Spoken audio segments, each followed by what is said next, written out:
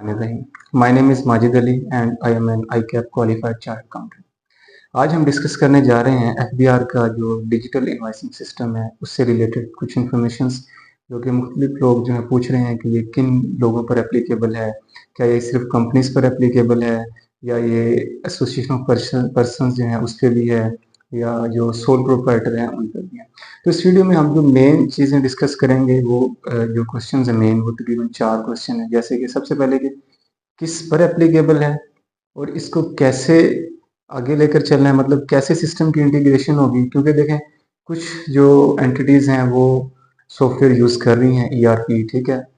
उनके पास आया ओरेकल है, ओरेकल फ्यूजन है, ईआरपी है या एस4 हाना है, ठीक है। और कुछ एंटिटीज ऐसी हैं या कुछ जो पर्सन्स ऐसे हैं जो बिजनेस कर रहे हैं बट उनके पास कोई सॉफ्टवेयर नहीं है, ठीक है, मतलब just they are doing all their activities in Excel कह लें आप, ठीक है, या उनके पास जो है मैनुअल लेजर्स पे काम कर रहे हैं, तो क्या उनको भी रजिस्टर होना पड़ेगा और अगर होना है तो वो उसको किस तरीके से लेकर चलेंगे। तीसरा इसमें बड़ी इंपॉर्टेंट चीज़ जो है वो ये है कि पाकिस्तान में बहुत सारी कंपनीज ऐसी भी हैं जो कि नॉन एक्टिव हैं, ठीक है, मीन्स के वो कोई एक्टिव बिजनेस नहीं कर रही, लेकिन क्योंकि एससीसीपी की रिक्वायरमेंट है, ठीक है, और दूसरी कंप्लायंसेस को फुलफिल करने के लिए उन्होंने अपने अकाउंट्स को जो है वो एससीसीपी में भी जमा करवाना होता है, उसके बाद एफबीआर में भी जमा करवाना है। तो हम अब वो इसको कैसे लेकर चलेंगे, ये हम सारी चीज़ें इसमें डिस्कस करेंगे। उसके बाद इस पे आजकल कल ही एक पेशावर हाई कोर्ट का डिसीजन आया है जिसमें उन्होंने स्टे ऑर्डर भी दिया है कि अभी इस पे स्टे किया जाए, इंटीग्रेशन ना करें, लेकिन वो जिन्होंने उस पे केस किया था तो उनके लिए ही है, बाकी लोगों को स्टिल रजिस्टर होना पड़ेगा अनलेस अनटिल कि कोई नया नोटिफिकेशन नहीं आ जाता। तो सबसे पहले हम डिस्कस करें, मेन चीज़ें मैं आपको बताता जाऊँ कि ये तमाम लोगों पर एप्लीकेबल है, वो चाहे एसोसिएशन ऑफ पर्सन बना के काम कर रहे हैं या वो सोल प्रोप्राइटर हैं या वो business through mode of company कर रहे हैं, उन पर भी एप्लीकेबल है। वो पब्लिक कंपनी है, वो प्राइवेट कंपनी है, सिंगल मेंबर है, जो भी है इसमें सारे कवर है। पहले इन्होंने टाइमलाइंस दी थी कि इस डेट से इस डेट तक एसोसिएशन ऑफ पर्सन ने रजिस्टर्ड होना है, फिर कॉर्पोरेट एंटिटीज ने, फिर नॉन कॉर्पोरेट ने,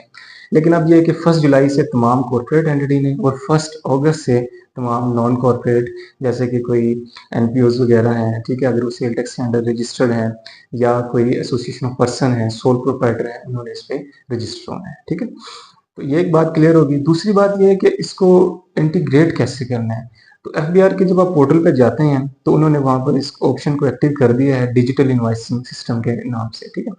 तब उन्होंने कहा कि आप इसको अपने सिस्टम से इंटीग्रेट करवाएं। अब वो जो लोग सॉफ्टवेयर यूज कर रहे हैं वो इसको आसानी से through APIs, application programming interface, जो हर सॉफ्टवेयर में एक इम्पोर्टेंट एलिमेंट होता है, उसके थ्रू इसको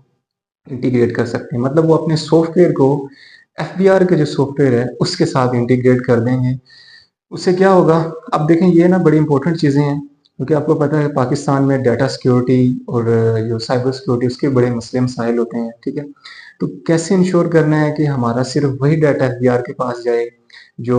रिक्वायर्ड है, ठीक है, दूसरा डाटा एक्सेस ना हो। दूसरी बात ये है इसमें कि जो थर्ड पार्टी जिससे आप इंटीग्रेशन करवा रहे हैं, अब उसमें उन्होंने 3 नाम दिए हैं, मतलब और भी लोग हैं काम करें, जैसे कि प्राल है जो कि फ्री करके दे रहे हैं, ठीक है, पाकिस्तान रेवेन्यू ऑटोमेशन है, उसके बाद ईवाई है वो करके दे रहे हैं, ठीक है, और तीसरी एंटिटी हबल है और एक और एंटिटी है वो करके दे रहे हैं। अब उसकी ना डिफरेंट प्राइसेस हैं, इन्होंने जैसे कहा हुआ है कि 10 रुपए पर इनवाइस प्रोसेसिंग, ठीक है, या 10 लाख रुपए per month whichever is higher, per year whichever is higher, ठीक है। तो मोस्टली केसेस में अगर कोई कंपनी है जिसकी कोई 2000 पर मंथ इनवाइसेस बनती हैं या 1500 इनवाइसेस बनती हैं, तो उस पे मतलब इस हवाले से देखा जाए तो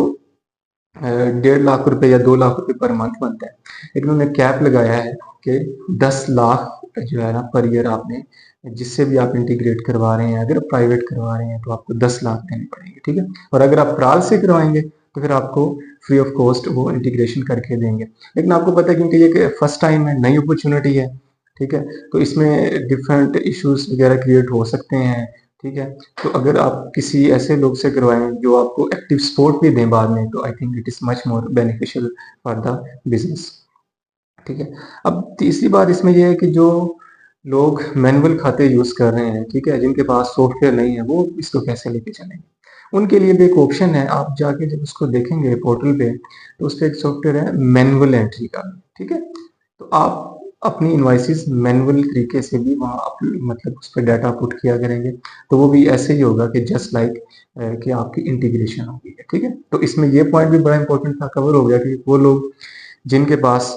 सॉफ्टवेयर की सहूलत नहीं है लेकिन वो बिजनेस कर रहे हैं और सेल टैक्स एक्ट के अंडर रजिस्टर्ड हैं, देन वो भी इसको इस फैसिलिटी को यूज कर सकते हैं। उसके बाद थर्ड नंबर पे है कि जो पॉइंट ऑफ सेल मशीन से कुछ लोग रजिस्टर्ड हैं, तो क्या अब उनको दोबारा फिर एफबीआर की डिजिटल इनवॉइसेस से रजिस्टर्ड होना पड़ेगा? तो ऐसा नहीं है। ऐसा में ये लिखा हुआ है कि जो लोग पीओएस से ऑलरेडी रजिस्टर्ड हैं, they are deemed to be registered with the digital invoicing system as well, ठीक है।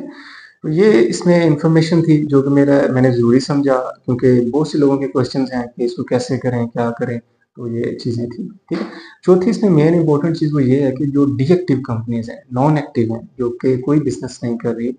But they have to fulfil their compliance as well, regulatory returns वगैरह, तो उनके लिए रजिस्टर होना कोई ज़रूरी नहीं है। जस्ट वो एफबीआर से अपना जो है